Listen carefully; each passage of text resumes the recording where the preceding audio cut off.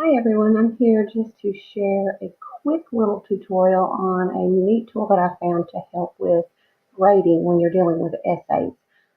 If you're a Google school, then this is going to come in really handy, especially if you use Google Docs, Google Classroom to have your students submit all of your writing. Now, I'm going to have to run through this kind of quickly, but basically, the app that I'm talking about is a Google Chrome app, and it's called Orange Slice Teacher Rubric. You can download it, it's totally free.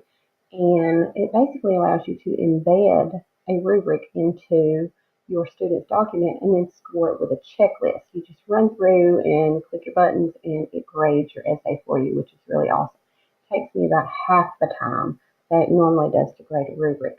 So basically, once you install the app, you'll come into your Google Doc and you create your rubric. So you'll click right here on add-ons and you'll go with Orange Slice Teacher Rubric. Come over here and click on Score Rubric. Then it's going to pop up right over here. Basically, these are your performance levels of your rubric. They give you a nice little example here.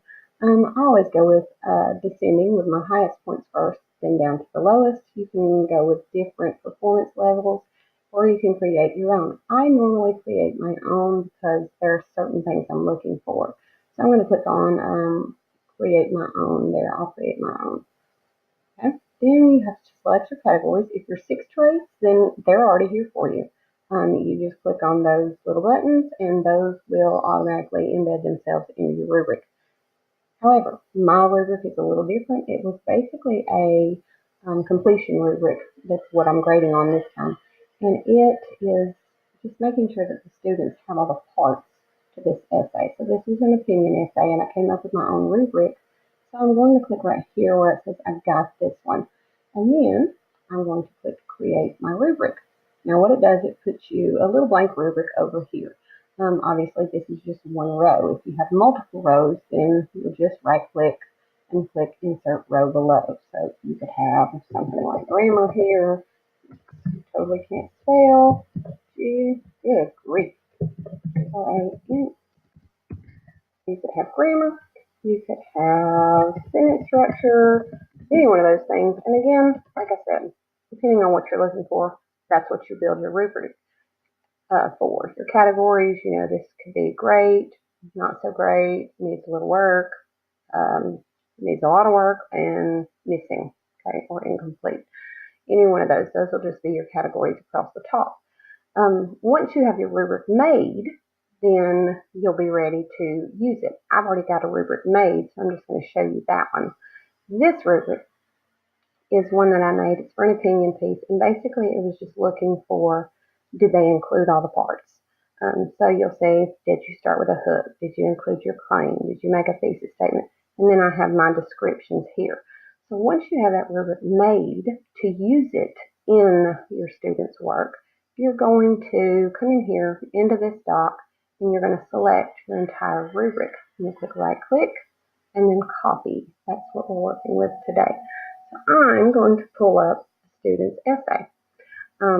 This essay just one that was written, and I'm going to go ahead and grade this rubric right here for you so that you can see it. So basically, once you are looking at the student's document that you want to grade, you will go over here back to add-ons, click on Orange Slice Teacher Rubric and Score Rubric one more time.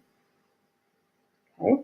Then you're going to come down here and you are going to paste that rubric. We're going to go Control V. There's that. Control V. Paste the rubric in. And my rubric is now inside her document. I've already got a rubric. Just a second. Let me go back up here. Add-ons, Orange Slice, Score Rubric. So paste your rubric first and then open Orange Slice. And then it'll open it up over here. This is an analysis rubric. It's worth 100 points. Your performance points, since I have so many categories, each category was potentially worth 6.67. So if it was excellent, they get the full points. If it was not so great, they get the 4. And then we could say they get 1 point if something was missing. You can weight them if you want to. I don't. So once you have those point values in there, then you come in here and click on grades. Basically, here is your rubric, but it's just in a checklist form. So now you can scroll back up and look at this student's essay. You're like, I'm looking for a hook, basically. She's got, have you ever played Fortnite? Do you think if it's safe if you play it? She's got a hook, so I'm just going to click there. That disappears once I've used it. Her claim is there. Okay, she made her claim. Does she have a thesis statement? She has her 3 points. That's there. Okay, now I'm coming down to the body paragraph. We have, I'm not grading on any grammar or anything on this one. She has a topic sentence there. She has a quote. Let's make sure it is punctuated correctly. Okay, that one is good to go. Her explanation, people can hurt, say inappropriate things. These kids are really into Fortnite, so that's why this essay came up. So she has a good explanation there. She's got a transition. Okay, so this topic sentence is there. Citation, according to the article, that's there. And also, kind of looking at her quote doesn't really match her explanation. So I'm going to click a needs work on that one.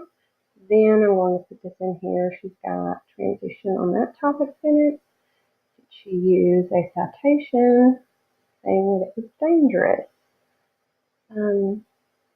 She mentioned a credit card. It's not really related to her point. So I'm going to give her a needs work because it says that you used the citation but didn't really support your claim. So we'll put that there. And she's only got, 2 kind of examples that go with that. So I'm going to give her a needs work on that one as well. And looking at conclusion. Conclusion sentence. In conclusion, I still think Fortnite is bad for kids. Stated her main point. That's there. Counterclaim and rebuttal. She doesn't have one. So I'm going to have to put missing on that one. Did she restate her thesis? You remember to restate it? Instead, let's see, bad language, unhealthy and dangerous things can happen if your child keeps playing this game. Instead, they should go outside. Okay, she restated the thesis. It's all there.